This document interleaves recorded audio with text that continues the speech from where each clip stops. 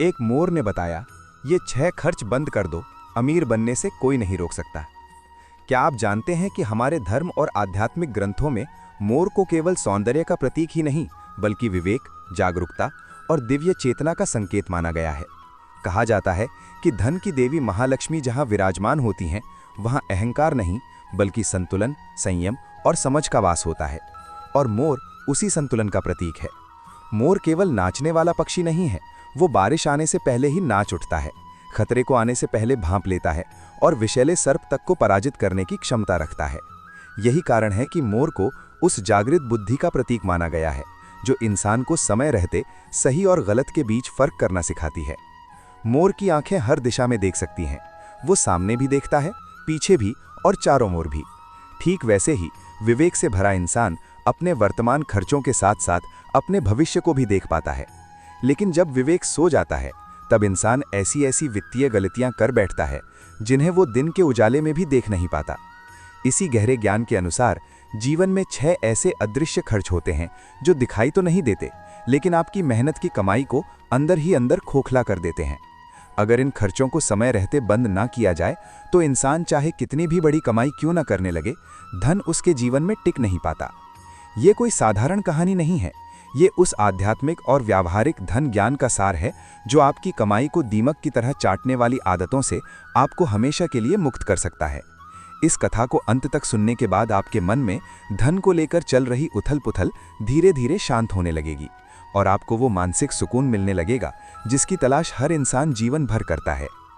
नमस्कार प्रिय दर्शकों, हमारे YouTube चैनल में आप सभी का हार्दिक स्वागत है। आज हम आपके लिए एक ऐसी खास और आज के समय में बेहद ज़रूरी कहानी लेकर आए हैं जिसका विषय है, मोर ने बताया ये 6 खर्च बंद कर दो, अमीर बनने से कोई नहीं रोक सकता। आज के इस भागदौड़ भरे जीवन में हम सभी एक ही दौड़ में शामिल हैं, ज़्यादा कमाने की दौड़। लोग दिन रात मेहनत करते हैं, अच्छी नौकरी करते हैं, मोटी सैलरी पाते हैं, लेकिन जैसे ही महीना खत्म होता है, जेब खाली मिलती है। क्रेडिट कार्ड के बिल, EMI का दबाव और अनगिनत खर्च इंसान को इस कदर जकड़ लेते हैं कि उसे अपनी ही कमाई बोझ लगने लगती है। पैसा आता ज़रूर है, लेकिन टिकता नहीं। जाता कहाँ है, इसका जवाब किसी के पास नहीं होता। और इसी अंतहीन चक्र से बाहर निकलने का रास्ता छिपा है आज की इस अद्भुत और आंखें खोल देने वाली कथा में। ये कहानी है स्वर्णनगर में रहने वाले उस होनहार ग्राफिक डिज़ाइनर अर्जुन की, जिसके डिज़ाइन में तो जादू था, पर उसकी अपनी आर्थिक जिंदगी पूरी तरह बेरंग हो चुकी थी। और कैसे एक रात जब वो अपनी नाकामयाबी और कर्जों से पूरी तरह टूट चुका था, एक मोर ने उसे वो 6 बातें बताईं जिन्होंने उसे किराए के एक छोटे से फ्लैट से उठाकर शहर के सबसे आलीशान अपार्टमेंट का मालिक बना दिया। इस कहानी को अधूरा मत छोड़िएगा, क्योंकि अधूरा ज्ञान हमेशा खतरनाक होता है। ये कहानी आपके जीवन में एक नई आर्थिक क्रांति ला सकती है। तो कृपया वीडियो को लाइक करें और चैनल को सब्सक्राइब करके हमारे परिवार का हिस्सा बने। और कमेंट में पूरे मन से जय श्री लक्ष्मी माता अवश्य लिखें। उनकी कृपा आप पर हमेशा बनी रहेगी। तो चलिए ये प्रेरणादायक कथा शुरू करते हैं। स्वर्णनगर, सपनों का शहर, एक ऐसा महानगर जो कभी सोता नहीं था। इसकी ऊंची ऊंची इमारतें दिन में सूरज की रोशनी से और रात में अपनी खुद की रोशनी से नहाती रहती थीं। यहाँ की हवा में ही एक नशा था, कामयाबी का नशा, आगे बढ़ने का नशा। इसी स्वर्णनगर की एक बहुत बड़ी मल्टीनेशनल कंपनी की कांच की इमारत में 17वीं मंजिल पर अर्जुन नाम का एक नौजवान काम करता था। अर्जुन कोई साधारण कर्मचारी नहीं था, वो एक असाधारण ग्राफिक डिज़ाइनर था। उसके दिमाग में रचनात्मकता का एक समंदर लहराता था। वो अपने माउस के कुछ ही क्लिक से बेजान तस्वीरों में जान डाल देता था। कंपनी के सबसे मुश्किल प्रोजेक्ट्स उसके पास आते थे और वो उन्हें अपनी कला से सोना बना देता था।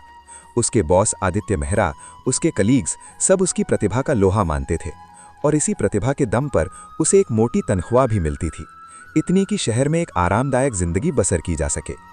अर्जुन अपनी पत्नी सावित्री के साथ शहर की एक अच्छी सोसाइटी में किराए के एक 2 BHK फ्लैट में रहता था।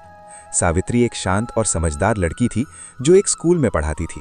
वो अर्जुन से बहुत प्यार करती थी और उसकी कामयाबी पर फूली नहीं समाती थी। पर जैसे चांद में भी दाग होता है, अर्जुन की जिंदगी में भी एक बहुत बड़ी कमी थी जो सावित्री को अंदर ही अंदर खाए जाती थी।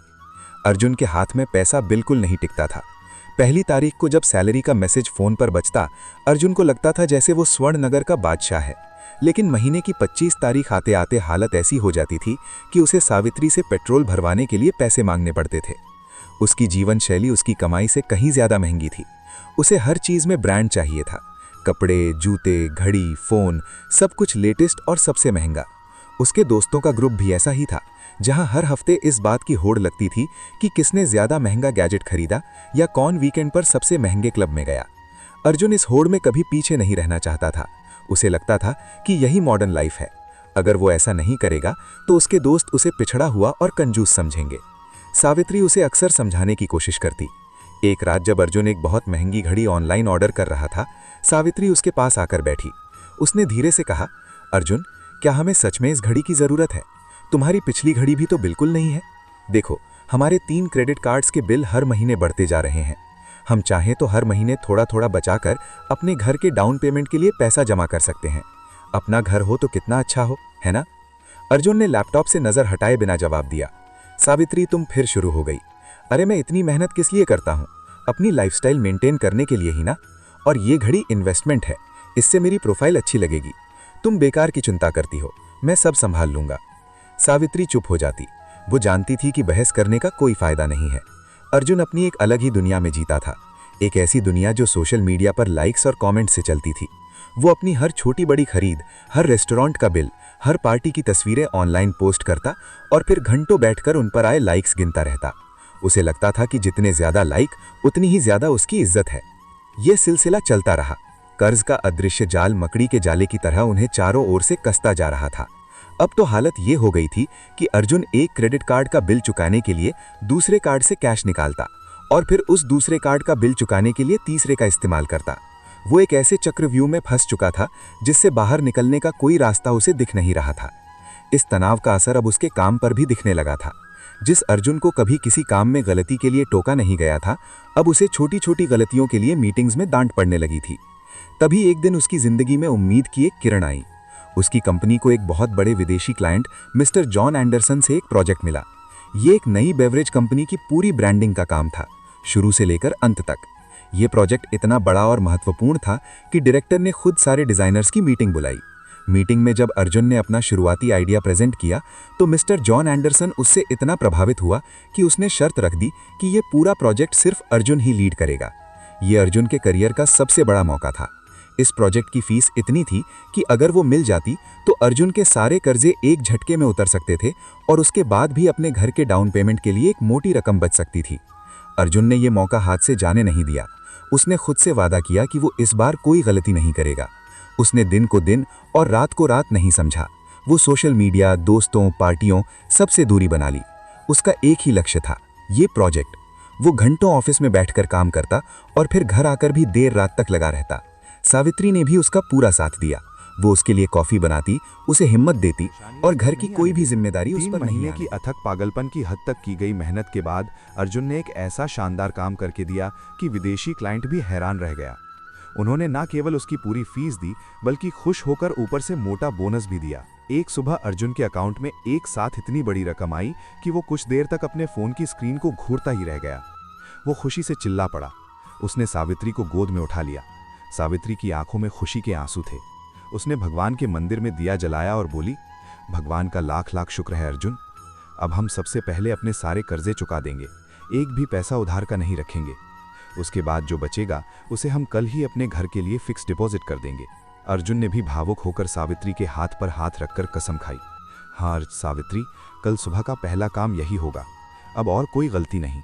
लेकिन इंसान की आदतें वो गहरी जड़ें होती हैं जो एक झटके में नहीं उखड़ती। उस शाम जब उसने ऑफिस में अपने दोस्तों को ये खबर सुनाई तो सबने उसे घेर लिया। एक दोस्त विक्रम, जो खुद अपने पिता के पैसों पर जीता था, बोला, वाह यार अर्जुन, तू तो जीनियस है, इतनी बड़ी कामयाबी ऐसे चुपचाप पचा जाएगा, ये तो नाइंसाफी है, पार्टी तो बनती है बॉस। दूसरा दोस्त बोला, सिर्फ पार्टी नहीं, एक ग्रैंड पार्टी होनी चाहिए, शहर के सबसे महंगे रूफ के क्लब में, सबको पता चलना चाहिए कि अर्जुन इज बैक। बस यही वो पल था जब अर्जुन का विवेक उसकी झूठी शान के आगे हार गया। उसके कानों में सावित्री के शब्द नहीं बल्कि दोस्तों की वाहवाही गूंज रही थी। उसके मन में वही पुराना कीड़ा कुलबुलाने लगा, लोगों को अपनी सफलता दिखाने का, उन लोगों को जलाने का जो ऑफिस में उस पर हंसे थे। उसने सावित्री से किया वादा एक पल में भुला दिया। उसने उसी वीकेंड पर शहर के एक 5 स्टार होटल की छत पर एक आलीशान पार्टी रखी। उस पार्टी में उसने पानी की तरह पैसा बहाया, महंगे से महंगा खाना, विदेशी शराब और मशहूर डीजे। उसने अपने उन दोस्तों पर महंगे तोहफे भी लुटाए जिन्होंने उसे उकसाया था। पार्टी की तस्वीरें सोशल मीडिया पर छाई हुई थीं। अर्जुन हाथ में शैंपेन का ग्लास लिए ऐसे घूम रहा था मानो वो दुनिया का सबसे सफल इंसान हो। पार्टी के बाद जो पैसे बचे उनसे उसने वो लग्जरी घड़ी खरीद ली जिसका सपना वो हमेशा देखता था, और बाकी बची एक बड़ी रकम उसने विक्रम की सलाह पर बिना कोई रिसर्च किए शेयर बाजार में लगा दी। विक्रम ने उसे यकीन दिलाया था कि बस 15 दिन में ये पैसा दोगुना हो जाएगा। उसने घर आकर सावित्री से झूठ कहा कि उसने सारा कर्ज चुका दिया है और बाकी पैसे एफडी में डाल दिए हैं। सावित्री उस पर विश्वास करके बहुत खुश थी, लेकिन झूठ के पांव नहीं होते। कुछ ही दिनों बाद शेयर बाजार बुरी तरह से गिर गया और अर्जुन के सारे पैसे डूब गए। उसे कुछ समझ नहीं आया कि क्या करे। इधर क्रेडिट कार्ड कंपनियों के फोन आने शुरू हो गए। जब अर्जुन ने फोन उठाना बंद कर दिया तो एक दिन 2 वसूली अधिकारी दल सीधे उसके ऑफिस पहुंच गए। उन्होंने सबके सामने उसे इतना अपमानित किया, इतना भला बुरा कहा कि अर्जुन का चेहरा शर्म से लाल हो गया। ये बात पूरी कंपनी में आग की तरह फैल गई। जिस ऑफिस में लोग उसकी इज्जत करते थे वहीं अब उसके पीछे कानफूसी कर रहे थे। उस रात जब वो घर लौटा तो दरवाजे पर मकान मालिक हरिदत्त शर्मा खड़ा था, जो पिछले 2 महीने का किराया मांग रहा था। सावित्री को जब सारी सच्चाई पता चली तो वो पत्थर की मूर्ति बन गई। उसके पास रोने के लिए आंसू भी नहीं बचे थे। अर्जुन की आंखों में शर्म नहीं, अपनी बेबसी का गुस्सा था। वो सावित्री पर ही चिल्लाने लगा, ये सब तुम्हारी वजह से हुआ है। तुम हमेशा मुझे टोकती रहती हो। तुम्हारी नेगेटिविटी की वजह से मेरा भाग्य खराब हो गया है। उस रात घर में इतना झगड़ा हुआ कि पड़ोसियों ने दरवाज़ा खटखटा दिया। अर्जुन गुस्से में कार की चाबी उठाकर घर से बाहर निकल गया। वो पूरी तरह से हार चुका था। नौकरी पर खतरा, सिर पर कर्ज का पहाड़ और सावित्री का टूटा हुआ विश्वास। उसे कुछ समझ नहीं आ रहा था कि वो कहाँ जाए। वो रात के अंधेरे में गाड़ी चलाता रहा और शहर के उस हिस्से में पहुंच गया जहां एक बहुत पुराना वट वृक्ष शांति उपवन था। ये शांति उपवन जैसे स्वर्णनगर के सीने पर एक पुराना घाव था जिसे सब भूल चुके थे। वो गाड़ी सड़क पर खड़ी करके शांति उपवन के अंदर चला गया। यहाँ शहर का शोर बिल्कुल नहीं था, सिर्फ झींगरों की आवाज़ और पत्तों की सरसराहट थी। वो एक पुराने घने बरगद के पेड़ के नीचे एक टूटी हुई बेंच पर जाकर बैठ गया और फिर वो एक छोटे बच्चे की तरह फूट फूट कर रोने लगा। वो अपनी किस्मत को, अपने दोस्तों को, अपनी कंपनी को, सबको कोस रहा था सिवाय अपनी गलतियों के। क्यों मेरे साथ ही ऐसा क्यों होता है? मैं इतनी मेहनत करता हूँ फिर भी नतीजा हमेशा यही होता है। मैं जिंदगी से थक गया हूँ। वो रो रहा था कि तभी उसे एक भारी, शांत और बहुत गहरी आवाज़ सुनाई दी, क्योंकि तुम दौलत के दुश्मन हो। तुम मेहनत से उसे अपने घर बुलाते हो और फिर अपनी मूर्खता से उसका अपमान करके उसे भगा देते हो। अर्जुन ने चौंक कर आवाज़ की दिशा में देखा तो पेड़ की एक मोटी डाल पर एक बड़ा सा मोर बैठा था। रात के घने अंधेरे में उसकी बड़ी बड़ी सुनहरी आंखें अंगारों की तरह चमक रही थीं। उसे देखकर ऐसा लग रहा था जैसे वो कोई साधारण पक्षी नहीं बल्कि कोई तपस्वी हो जो सदियों से यहाँ ध्यान में बैठा हो और दुनिया को देख रहा हो। अर्जुन को अपनी आंखों पर यकीन नहीं हुआ। उसे लगा कि शायद तनाव के कारण उसे वहम हो रहा है। मोर फिर बोला, ये तुम्हारा वहम नहीं है अर्जुन। मैं इस शहर को तब से देख रहा हूँ जब यहाँ तुम्हारी एक कांच की इमारतें वो नहीं घने जंगल हुआ करते थे। मैंने राजाओं को रंक और रंक को राजा बनते देखा है और तुम्हारी कहानी भी उनसे अलग नहीं है। अर्जुन डर और आश्चर्य से खड़ा हो गया। उसके मुंह से शब्द नहीं निकल रहे थे। उसने कांपते हाथों को जोड़कर कहा, आप कौन हैं? मोर ने कहा, यह जरूरी नहीं है। जरूरी यह है कि तुम अपनी गलती मानना सीखो। तुम अपनी गरीबी के लिए अपनी किस्मत को नहीं, अपनी आदतों को दोष दो। लक्ष्मी उसी घर में वास करती हैं जहां उनका सम्मान होता है, और तुम हर महीने अपनी मेहनत की कमाई का अपमान करते हो। तुम उसे उन चीज़ों पर लुटाते हो जिनकी तुम्हें ज़रूरत नहीं, उन लोगों पर लुटाते हो जो तुम्हारे सगे नहीं। बताओ, क्या मैं गलत कह रहा हूँ? अर्जुन को जैसे किसी ने आईना दिखा दिया हो। मोर का हर शब्द सच का एक तीर था जो सीधे उसके दिल में लग रहा था। उसकी आंखों से पश्चाताप के आंसू बहने लगे। वो घुटनों के बल जमीन पर बैठ गया। आप सच कह रहे हैं, गलती मेरी ही है। मैं हमेशा दूसरों को दिखाने के चक्कर में अपना ही नुकसान कर बैठता हूँ। मैं इस दलदल से बाहर निकलना चाहता हूँ, पर मुझे कोई रास्ता नहीं सूझ रहा। मैं पूरी तरह से हार चुका हूँ। कृपया मेरा मार्गदर्शन करें। मोर ने कुछ देर उसे अपनी गहरी भेदती हुई नज़रों से देखा और फिर कहा, रास्ता है, लेकिन उस पर कांटे हैं। उसके लिए तुम्हें अपनी आत्मा को साधना होगा, अपनी इच्छाओं पर लगाम लगानी होगी। अगर तुम वचन दो कि आज के बाद तुम अपनी ज़िंदगी के फैसले दिमाग से लोगे, अपनी झूठी शान से नहीं, तो मैं तुम्हें वो 6 नियम बता सकता हूँ जो दौलत को तुम्हारे पास आने पर मजबूर कर देंगे और उसे हमेशा के लिए तुम्हारे पास रोक कर रखेंगे। अर्जुन ने बिना एक पल सोचे रोते हुए कहा, मैं वचन देता हूँ, आप जैसा कहेंगे मैं वैसा ही करूँगा। मैं इस झूठी और खोखली ज़िंदगी से थक चुका हूँ। तब उस ज्ञानी मोर ने अर्जुन को वो 6 बातें बताईं जिन्होंने उसकी पत्थर जैसी किस्मत को सोने में बदल दिया। मोर के ज्ञान ने अर्जुन के अंदर एक नई चेतना जगा दी थी। वो घर लौटा तो सुबह हो चुकी थी। सावित्री सोफे पर बैठी उसका इंतजार कर रही थी।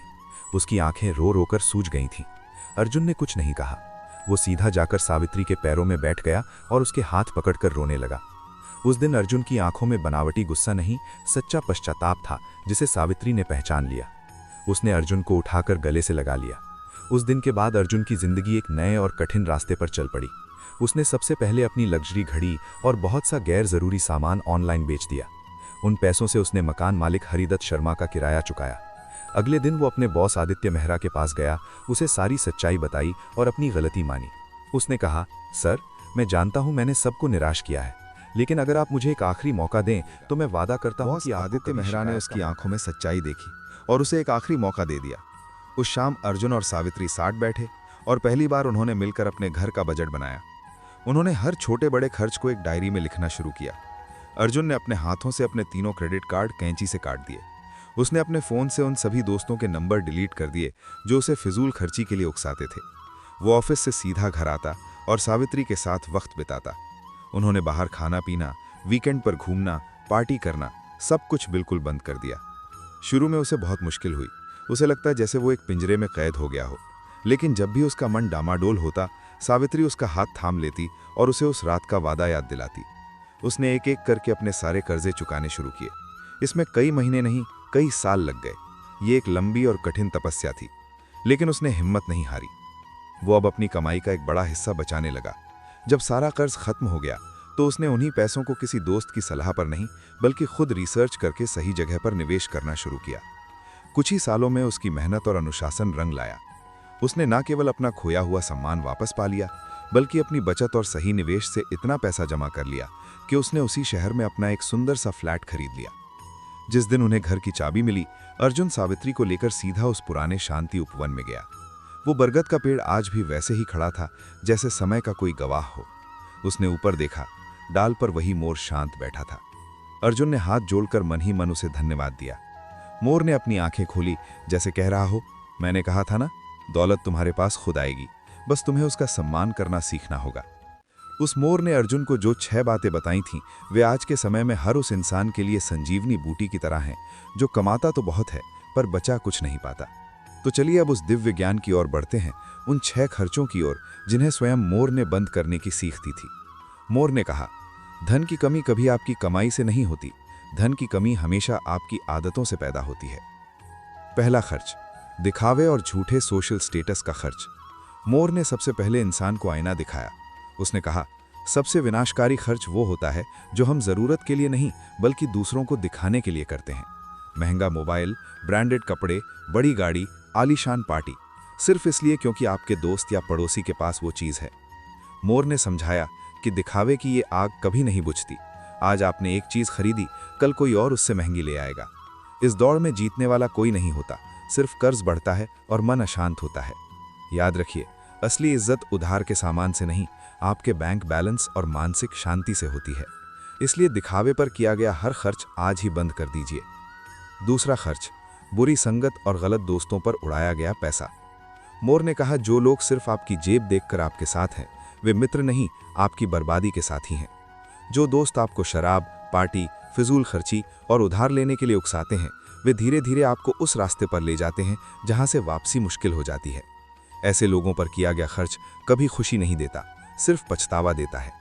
सच्चे दोस्त आपसे पैसे नहीं, आपका साथ चाहते हैं। अपनी मेहनत की कमाई को गलत संगत पर लुटाना बंद कर दीजिए। तीसरा खर्च, बिना जरूरत EMI का जाल। मोर ने चेतावनी दी कि अभी खरीदो बाद में चुकाओ, ये आज के समय का सबसे खतरनाक भ्रम है। हर वो चीज़ जो आपकी ज़रूरत नहीं है, लेकिन सिर्फ इसलिए खरीदी जा रही है क्योंकि वो आसान किश्तों में मिल रही है, वो आपके भविष्य पर एक बोझ है। कोई भी सामान EMI पर लेने से पहले खुद से एक सवाल ज़रूर पूछिए, क्या इसके बिना मेरा जीवन सच में रुक जाएगा? अगर जवाब नहीं है तो उस इच्छा को उसी पल त्याग दीजिए। चौथा खर्च, अपनी सेहत को नज़रअंदाज करना। मोर ने कहा, जो इंसान अपनी सेहत पर ध्यान नहीं देता, वो अनजाने में सबसे बड़ा खर्च तैयार कर रहा होता है। जंक फूड, सिगरेट, शराब, नींद की कमी, ये सब आज सस्ता लगता है, लेकिन कल यही आदतें अस्पताल के लाखों के बिल में बदल जाती हैं। जब शरीर साथ नहीं देता, तब करोड़ों की दौलत भी बेकार लगती है। याद रखिए, सेहत पर किया गया खर्च खर्च नहीं, सबसे बड़ा निवेश है। अच्छा खाइए, नियमित व्यायाम कीजिए, क्योंकि स्वस्थ शरीर ही समृद्ध जीवन की नींव है। 5वां खर्च, भावनाओं में बहकर उधार देना। मोर ने बड़ी गंभीर बात कही। मदद करना पुण्य है, लेकिन अपनी आर्थिक स्थिति को दांव पर लगाना मूर्खता है।